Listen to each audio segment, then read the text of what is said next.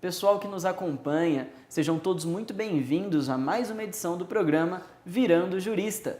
Na edição de hoje, nós vamos falar sobre a Ordem dos Advogados do Brasil, OAB, e o nosso convidado é o advogado Rodrigo Canelas. Ele que é graduado pela Universidade Brás Cubas, possui MBA em Gestão Empresarial, especializado em Direito Empresarial pela Embrap de Londrina e presidente da 36ª subseção da OAB aqui de São José dos Campos. Em primeiro lugar, gostaria de agradecer a participação do senhor, para nós é motivo de grande honra e alegria.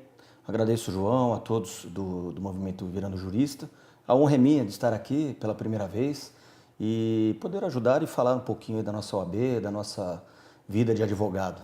Nós é que agradecemos a participação do senhor, lembrando que essa entrevista é uma parceria com o Clique Jurídico do curso Êxito aqui de São José dos Campos.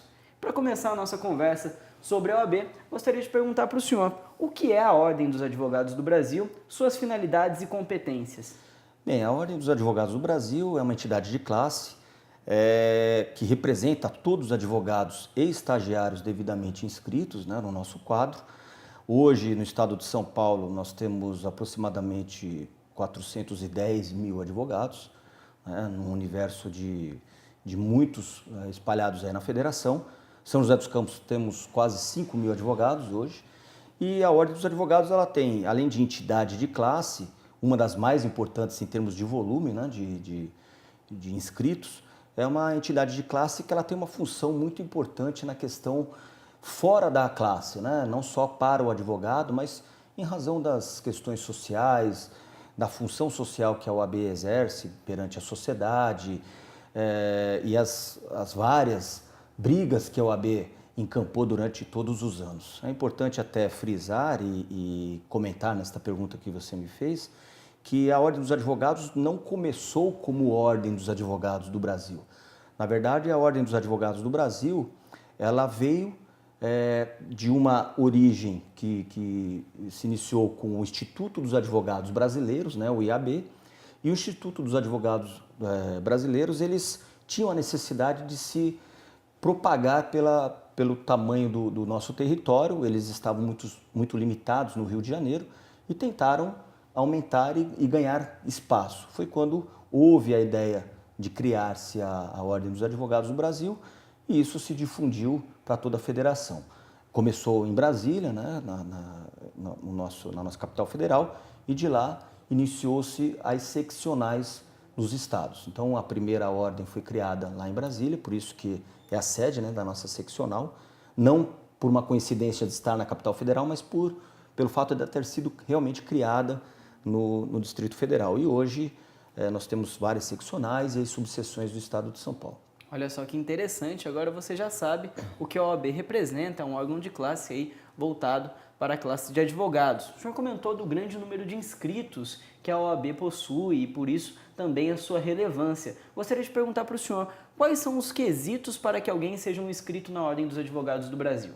O único quesito, e talvez o mais difícil, seja o temido exame de ordem, né? Então, hoje, para que a pessoa possa participar, se inscrever, ela tem que ser admitida no concurso, no exame de ordem, que é o exame que credencia o profissional, habilita o profissional para poder exercer a advocacia prevista no nosso estatuto, na Lei 8.906 de 94. E faz parte do quadro da Ordem dos Advogados do Brasil, não só os advogados inscritos, mas os estagiários que podem também dar entrada na sua carteira de estágio, né, reconhecida pela OAB. Há uma anuidade, né, tanto de estagiário como para advogado, e ele tem os mesmos direitos daquele advogado inscrito, né, na questão de convênios, participação da CAASP, que é a Caixa de Assistência, e a exigência única é a aprovação via exame de ordem. Com certeza, fica aí então um aviso para que você, tendo interesse em participar da OAB, tendo essa vontade dentro de você, faça o exame, seja mais um advogado, seja mais um membro desse órgão de classe. O senhor também comentou sobre a importância social, a relevância social que a OAB exerce na sociedade. A gente tem visto isso nos noticiários, a gente tem acompanhado de forma atuante como a OAB se manifesta com relação à situação política do Brasil, com relação à nossa crise brasileira institucional, isso não só no político, mas também temos o judiciário, temos as áreas que nós estamos em crise nacional. Com relação a esses aspectos, qual é a posição da OAB? Como a OAB tem se posicionado com relação à crise institucional que o Brasil tem passado? Bem, a OAB, historicamente, ela encampa as questões que são envoltas em relação a problemas sociais, políticos e etc. E essa questão histórica, ela, se reportando à nossa atual realidade, ela tem sido muito combatida pela Ordem, não só pela Ordem Seção São Paulo, mas pelo Conselho Federal, através do nosso presidente do Conselho Federal, Dr. Cláudio Lamaque. Na nossa OAB estadual, a Seccional São Paulo, presidida pelo Dr. Marcos da Costa, nós temos feito e participado ativamente de muitas ações, desde movimentos contrários à corrupção, eleições limpas, é uma briga, mas não deveria ser uma briga, que na verdade é o direito de defesa, de ampla defesa, campanhas envolvendo essa questão, a inviolabilidade dos escritórios de advocacia. Então a OAB tem trabalhado muito nessa questão no âmbito estadual e no Conselho Federal também não é diferente. Então hoje a OAB tem esse trabalho, esse envolvimento direto nas questões sociais que afligem, as questões que envolvem a população. Aconteceu recentemente a questão do impeachment, não foi obviamente uma peça do impeachment, do impedimento feita pela OAB, mas ali estavam dois conselheiros, né, da própria OAB São Paulo, inclusive uma delas que é a doutora Janaína Pascoal. Então a OAB ela participa ativamente, é um órgão dentre as entidades, inclusive institutos de pesquisa apontam a OAB entre as 5 maiores instituições que são analisadas pela própria população dentro da sua credibilidade, naquilo que a OAB demonstra como seriedade, como entidade de classe. Existem nesses 5 Ministério Público, Polícia Federal, e aí você começa a olhar e você verifica que a OAB ali é a única entidade de classe dentro de uma eleição aberta à população e que demonstra a efetiva participação da ordem e a importância dela perante a sociedade. A OAB ela participa das questões relevantes, principalmente pela questão do munus público, né? Nós advogados, todos nós advogados, temos na nossa essência não só a advocacia, mas a nossa função social, né? O de trabalhar em prol da sociedade, independentemente dos escritórios particulares, etc. Mas a advocacia é uma atividade que ela está muito ligada com a população e com o trabalho voluntário. E essa ligação com o trabalho voluntário, com as relações que são importantes de discussão da sociedade, a OAB diretamente está ligada. Inclusive, muitas vezes, parte da OAB os pressupostos de discussões da sociedade. Saem da OAB as discussões amplas que envolvem desde a questão de desarmamento, desde a questão de corrupção. Então, a OAB ela é uma precursora também de muitos debates sociais. Com certeza, e muito oportuno essas colocações que revelam aí a importância e a atuação social que a OAB tem aqui no Brasil e em nossa sociedade. Agora, a gente tratou dos desafios que alguém tem, da qualificação, do requisito para ingressar, né, na OAB para se tornar um advogado e também da relevância social, tanto que a OAB exerce quanto que a advocacia tem para a sociedade aí no seu ideal de justiça. Com relação a isso, gostaria de perguntar para o senhor, por que escolher a advocacia? O estudante de direito que nos acompanha, ele ainda está pensando se ele vai ser um promotor, se ele vai ser um delegado, um defensor, um procurador. Por que advogar, na visão do senhor? Bom, eu vou citar até um filósofo, né, um estudioso do direito, que ele dizia o seguinte: o advogado é o primeiro juiz da causa, né? E quando isso nós estudamos lá na filosofia do direito, você percebe que é exatamente o que acontece. O primeiro contato com um problema social, um problema individual, ele é transmitido através do advogado. O advogado, pela sua função, pela sua natureza, é a primeira pessoa que vai pegar um reclamo e levar para o judiciário. Ele é um grande instrumento de acesso à administração da justiça, é ele que vai fazer com que aquela pessoa que necessita da sua voz ouvida por um juiz, por um promotor, por um delegado, tenha através do advogado. Então, a advocacia é uma das mais nobres profissões. Como dizia Sobral Pinto, não é profissão para covardes. E é uma advocacia, é uma profissão nobre, até se você analisar o latim, né, o que significa, o advocato é o advogar, né, é você prestar, doar, né, você trabalhar de forma de doação, de poder participar de um problema através da doação do seu conhecimento, da sua vocação. Então a advocacia é uma profissão extremamente nobre, difícil, porque nós temos passado por muitas situações de complicação e de dificuldade, até não só econômica, mas desde do histórico da advocacia, das mudanças de legislação, a dificuldade até na questão do respeito para com o advogado. Muitas vezes nós sofremos com a questão de prerrogativa, que não é nossa, é do nosso cliente, mas a advocacia sobrevive, né? Ela vai se modernizando, vai crescendo, novos advogados vão surgindo, assim como você logo logo, e as pessoas vão acreditando cada vez mais no advogado, porque elas veem no advogado aquela pessoa que está ali para ajudá-la. E é muito diferente de outras profissões, né? A advocacia, ela é uma profissão nobre pela sua grandeza de espírito, pela sua doação que está inserida dentro da nossa vocação. O advogado, ele é ligado à área social por natureza.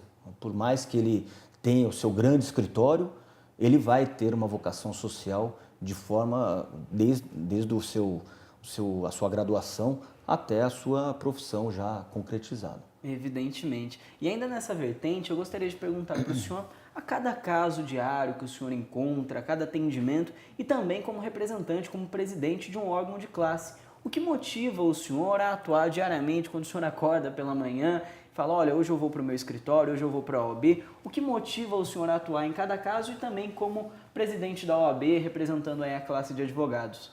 Em cada caso é um caso, né?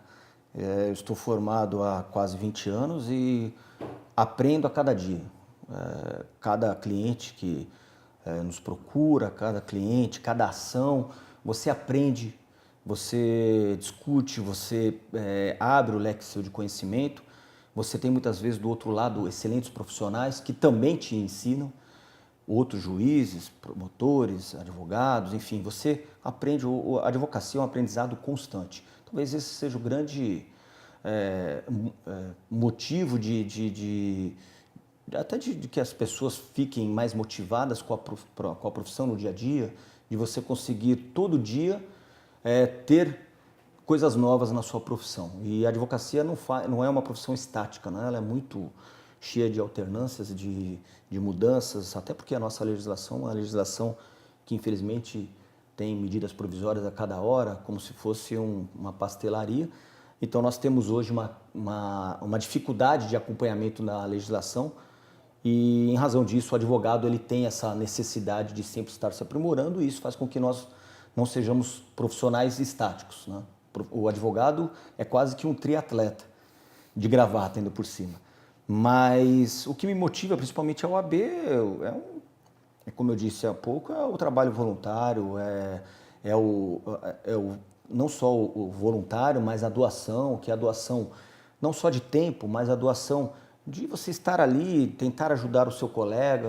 Nós temos inúmeros profissionais muito bem-sucedidos, mas também temos inúmeros profissionais que passam necessidades. Nós temos as dificuldades do dia a dia da advocacia. E quando você se predispõe a trabalhar pela classe, é para trabalhar não só para a classe, mas para a sociedade, né? Isso está dentro da nossa profissão. E você trabalhar de forma voluntária, é importante até essa oportunidade de dizer isso. A OAB ela não é um cargo remunerado. O presidente, os diretores, os presidentes de comissões, membros, ninguém recebe salário. E ali talvez tenha o grande segredo do que nós precisamos hoje na sociedade. São pessoas que estão ali de forma voluntária, se predispondo a trabalhar, né, a participar de várias questões, várias situações complicadas e nenhuma delas recebendo qualquer tipo de salário. Eu não estou dizendo que nós temos que trabalhar aqui num regime de não remuneração, não é isso. Mas você percebe que nós fazemos, às vezes, muitas coisas pela entidade de classe que ela é feita e, às vezes, um poder público, seja ele qual for, não faz e ele é remunerado. Então você percebe que a atividade da advocacia, as entidades de classe, quando juntas, unidas e que tenham boas ideias, bons projetos, elas conseguem executar. Então a OAB é uma possibilidade de você conseguir executar isso. Então nós fizemos muitos projetos aí durante esses quase 2 anos de gestão, feira jurídica, plantio de mudas, ações sociais, fora as palestras, encontros. No sábado agora nós temos um movimento pela paz, junto com a Polícia Militar. Então são várias ações sociais que nós não dependemos do poder público. Então você percebe que a OAB ela tem sua vida própria. E o advogado que se dispõe a trabalhar para a OAB, ele participa disso ativamente, ele sente isso na pele. Então isso é gratificante, eu acho que... Com certeza, fica evidente, aí fica clara a nobreza, tanto de atuar como advogado, como representante atuante pela classe que você participa. Sim. O senhor citou os cargos que são voluntários, eu gostaria de perguntar como que eles são feitos, a eleição, os cargos, Sim. como que se dão as indicações a cargos eletivos na OAB?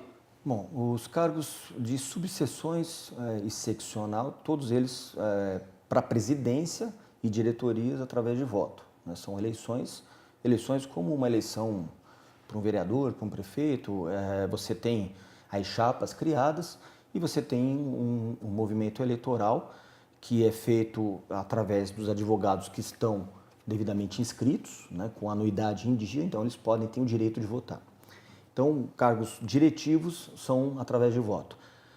Depois de eleitos, os presidentes, tanto da subseção como da seccional, ele tem a prerrogativa de eleger ou nomear, no caso, presidentes de comissões. Nós aqui em São José dos Campos temos aproximadamente 44, 45 comissões, das quais nós temos cada uma com um presidente, e aí você tem uma espinha vertical ali de vários cargos, né? De secretários, os membros, e nessa verticalização nós temos as pessoas que são nomeadas pelos presidentes das comissões e com aval da diretoria. Então, as nomeações são feitas pelos presidentes eleitos e os presidentes através do voto, né? A classe que acaba escolhendo e votando. Mandatos de 3 anos.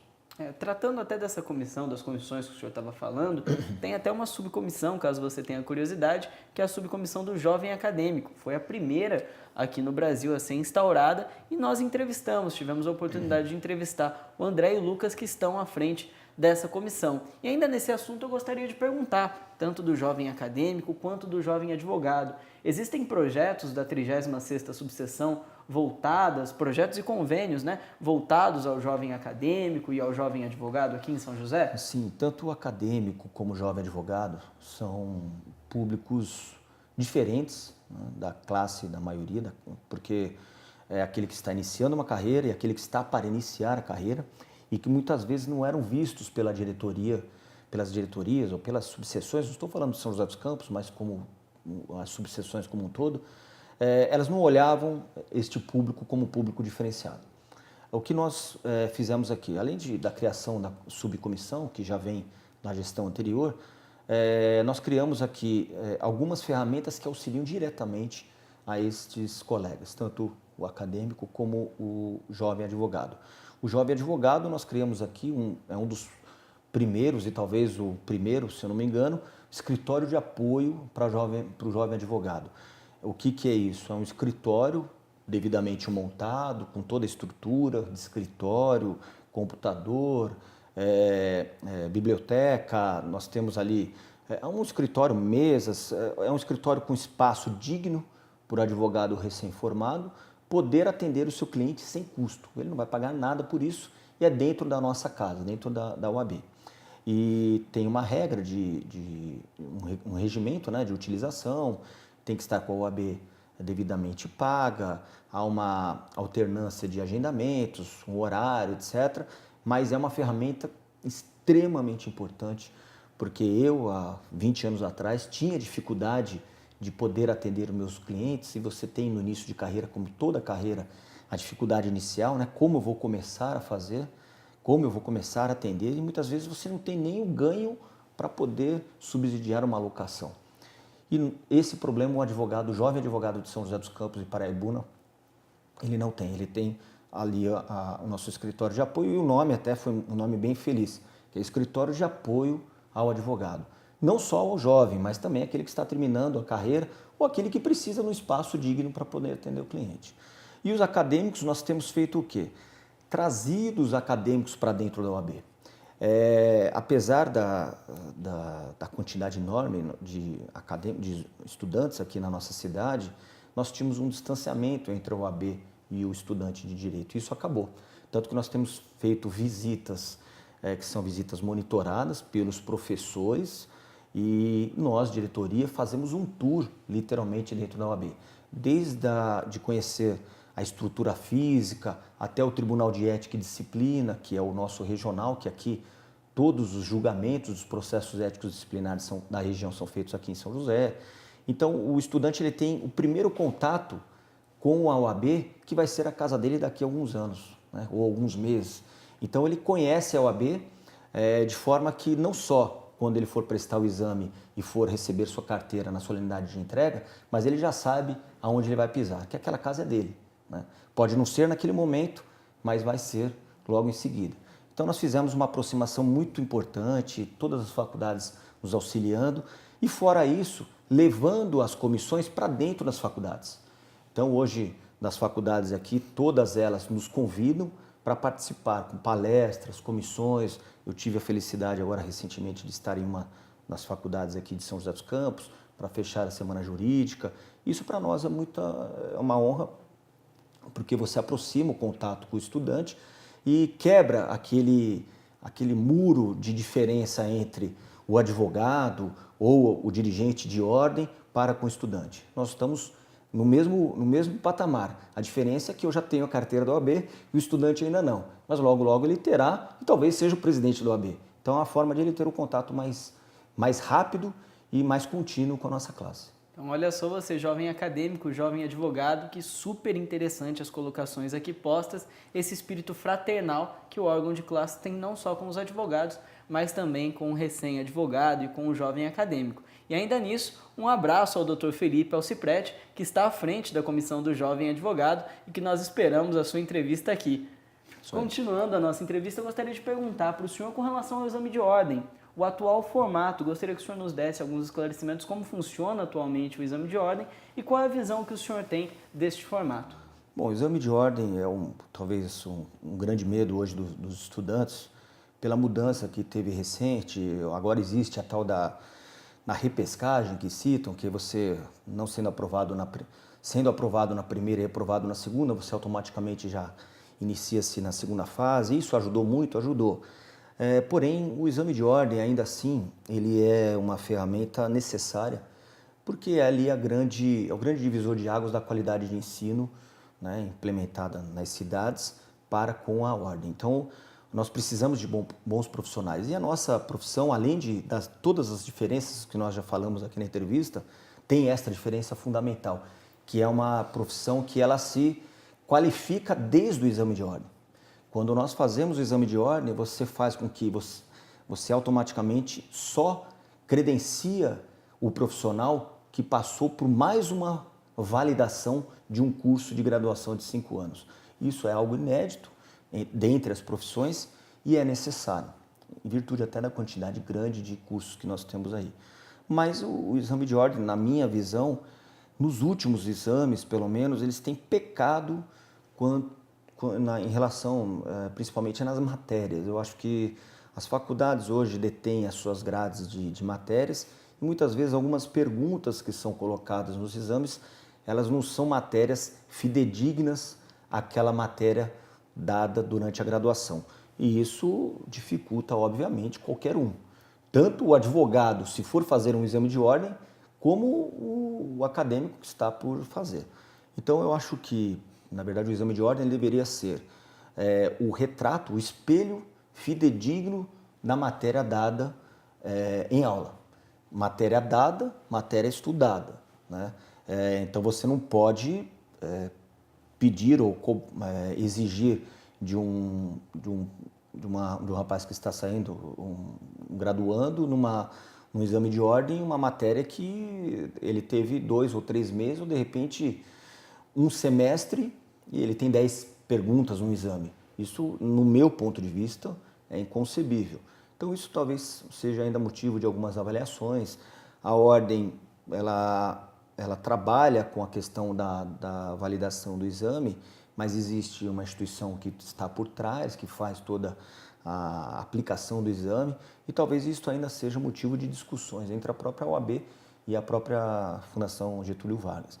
Mas hoje o que eu costumo dizer até aos jovens, aqueles que estão por fazer o exame de ordem, é que não só se limitem aos estudos dos livros, da matéria acadêmica. Leiam jornais, leiam aquilo que vocês achem que seja improvável, mas que pode ser que caia na prova. As discussões políticas são objeto muitas vezes de discussões e exames. Então o aluno, aquele que está para prestar o exame de ordem, ele tem que ter a sua cabeça como uma esponja, né? Ele tem que absorver tudo o que puder. E essa eu acho que talvez seja a minha maior sugestão para aquele que está prestando o exame. Quando eu prestei o exame há um pouco mais de 20 anos, era complexo, tanto quanto.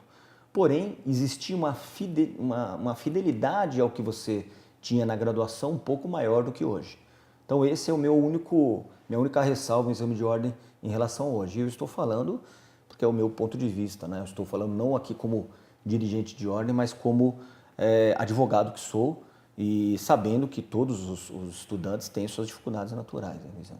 Certamente, são considerações aí a serem analisadas e adaptações a serem verificadas. O direito como ciência social evolui, que as avaliações também evoluam. Outra questão que eu gostaria de ponderar com o senhor é agora. Esse bacharel foi aprovado, acabou de se tornar advogado, entra naquela questão que nós estávamos falando, não tem muito recurso financeiro para abrir o seu escritório, para que ele possa desenvolver a sua atividade profissional. Então ele vai até a casa do advogado e lá ele presta o seu atendimento, pelo menos aqui em São José nós temos esse atendimento ao jovem advogado.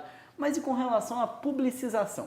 Com relação à publicidade do seu trabalho profissional? Como o senhor, como advogado, vê essa questão da publicização, as regras que limitam a publicização do advogado dentro da advocacia? Bom, olhando como Brasil, eu vejo a publicidade hoje do advogado, ela tem suas restrições muito claras, né, no nosso código de ética e no nosso estatuto. Dificultam um pouco porque as leis, elas muitas vezes não se atualizam dentro da rapidez que tem hoje as redes sociais, os meios de propaganda. O marketing hoje é um marketing muito mais rápido do que as próprias leis, né? Então, hoje o profissional da advocacia ele tem uma série de dificuldades e limitações impostas dentro do nosso estatuto, do próprio Código de Ética, que restringem esse trabalho de publicidade, que, ao meu ver, deveria ser revisto. E o profissional, para ser contratado, precisa ser visto. E quando você não coloca, você limita alguns tipos de publicidade, você dificulta diretamente o trabalho daquele profissional. Quando nós pensamos que nós estamos numa cidade de São José dos Campos com mais de 700 mil habitantes e com somente 5 mil advogados, nós temos um campo abertíssimo de mercado. No entanto, esses advogados não podem fazer nada, não podem colocar uma propaganda na televisão, não podem colocar um anúncio no jornal, algumas restrições que impõem um certo fechamento do mercado para alguns. Então a publicidade, no meu ponto de vista, seria algo fundamental, principalmente para aquele que começa a carreira. Porque aquele que começa a carreira, ele precisa se mostrar, ele precisa falar para o cliente, olha, eu sou bom, estudei, estou aqui, estou procurando, estou no mercado, né? Estou à procura de possibilidades. E muitas vezes hoje ele tem essa dificuldade. É uma dificuldade de a gente pensar nesta mudança, nessa alternância de lei, né, dentro da publicidade da nossa profissão, mas é algo que creio que esteja no radar aí dos dirigentes e muito em breve nós tenhamos essa evolução. Hoje é muito comum você olhar o Facebook, as redes sociais e você verificar que os advogados estão fazendo propagandas, etc. Muitas delas até dentro de um formato que está dentro do nosso estatuto e tal, mas outros que já se perderam. E muitas vezes se perdem por não ter até orientação devida. Então eu vejo que seria necessária essa reavaliação do quesito publicidade na profissão do advogado, até porque os meios eletrônicos de publicidade hoje são muito rápidos. Hoje nós recebemos intimações para o WhatsApp. Então, se o Poder Judiciário, né, ele tem a possibilidade de intimar um advogado por e-mail ou por meio de um WhatsApp da vida e etc., você tem também, como advogado, a possibilidade de se apresentar, de se colocar, utilizar um WhatsApp, utilizar uma rede social como meio de propaganda do seu escritório, da sua banca ou sua mesmo. Hoje nós temos até a figura do advogado na sociedade individual, que é muito importante, é um avanço. E esse advogado numa sociedade individual, ele é o produto, é ele que precisa estar sendo demonstrado ali, apresentado. Quando ele tem algumas restrições na questão de publicidade, ele tem, obviamente, uma dificuldade maior de se inserir no mercado. Então eu vejo como necessária essa mudança, talvez pequena, mas que ela seja gradual, ao ponto que os advogados possam ter ali, pelo menos uma publicidade. Hoje ela está extremamente limitada, mas pelo menos um pouco mais considerada, obviamente não escancarada como em outros países que já estão num tempo de evolução diferente do nosso, até na questão das carreiras jurídicas, que tem outro perfil diferente do nosso até. Mas eu acho que nós temos muito o que evoluir na questão da publicidade. Percebam aí que importantes as colocações feitas que novamente remetem àquela situação da questão anterior. A evolução social que é exigida do direito conforme a demanda que a sociedade tem. Muito bem, eu sei que a conversa está interessante, eu sei que vocês têm acompanhado e são informações aqui importantíssimas que estão sendo colocadas e super pertinentes. E nós vamos então às perguntas do acadêmico, partindo aqui para o término de nossa entrevista, as perguntas do acadêmico. A primeira pergunta vem do Ricardo Tomé. Ele é estudante na Universidade Paulista Unip, ele está no 5º ano e ele pergunta o seguinte: qual o posicionamento da 36ª subseção referente ao projeto de lei que autoriza o porte de armas para advogados, considerando o princípio de não hierarquia entre magistrados e membros do Ministério Público, sendo que esses possuem essa autorização? Qual é a visão da 36ª ou a visão do senhor a respeito do porte de armas? Bom, eu vou falar na minha visão como advogado, nem da 36ª, porque a OAB estadual tem um posicionamento, certamente. O meu como advogado, na verdade, não é nem meu posicionamento como advogado, mas como cidadão. Na minha concepção, arma não é poder. Nós já tivemos lei do desarmamento. Uma população armada é uma população perigosa. Veja os exemplos em outros países, ao qual os Estados Unidos está passando um momento gravíssimo de não poder voltar atrás nas políticas que incentivaram o armamento da população, e hoje eles não conseguem resolver essa questão que virou praticamente uma doença social. No Brasil nós não temos isto, obviamente nas funções como o Ministério Público, magistratura, tem a possibilidade da utilização do armamento, porém são situações diferentes do advogado. O advogado, no seu dia a dia, alguns que talvez militem em áreas um pouco mais, digamos, tensas, né, na área criminal principalmente, tem uma necessidade, talvez pela questão da segurança, mas a arma também não é sinônimo de segurança. É uma visão minha, particular. Arma não é sinal de poder, sinônimo de poder. Então, armar um advogado para querer configurar a ele o mesmo patamar de hierarquia entre magistrado e promotor é um engano, né? Os promotores têm sua função, magistrados têm a sua e o advogado tem a sua. No mesmo pé de igualdade perante os nossos direitos e deveres, principalmente perante a Constituição Federal, nós estamos ali no artigo 133, somos indispensáveis à administração da justiça, temos todo o a nossa importância perante a sociedade, tal como promotor e juiz, porém, a arma não é ela o elemento que vai diferenciar o advogado, o juiz e o promotor. No meu ponto de vista, é um ledo engano. Eu entendo que a questão do porte de arma para o advogado é algo que na minha vida como advogado não vai mudar nada, porque mesmo que eu tivesse a autorização, eu não a teria. Por outro lado, existem os advogados que talvez se sintam na necessidade em razão da sua atividade fim. Porém, eu acho que é uma questão mais cultural do que de necessidade. Como eu disse, a arma não é poder, e eu acho que você disseminar isto numa quantidade de advogados, por exemplo, nós estamos falando de 5 mil advogados num município de São José dos Campos. Nós não temos 5 mil juízes nem 5 mil promotores na cidade de São José dos Campos.